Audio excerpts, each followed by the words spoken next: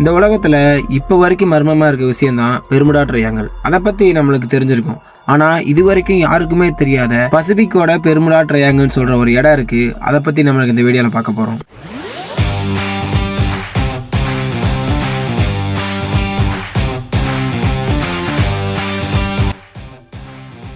இந்த இடத்துக்கு பேர் தான் டெவில் சீன்னு சொல்றாங்க, அதாவது டிராகன் ட்ரையாங்கிள். ஜப்பானோட டோக்கியோவை ஒரு முனையா வச்சுட்டு ஆரம்பிக்கிற இந்த ட்ரையாங்கிள் அங்கு வந்த கப்பல்களும் அதுல இருந்த மாலுமிகளும் காணாம போக அது ஒரு மர்மமாவே மாறுது.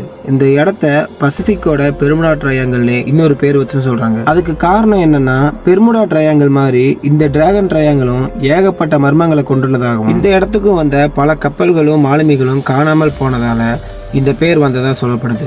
ரெண்டாவதா, இதுக்கு ஏன் டிராகன் ட்ரையாங்கிள்னு பேர் வந்துச்சுன்னா, சைனாவோட கோட்பாடு படி நீர்ல வாழும் டிராகன் தன்னோட பசியை போக்கிக்கிறதுக்காக இங்க வர்ற கப்பல்களையும் மாலுமிகளையும்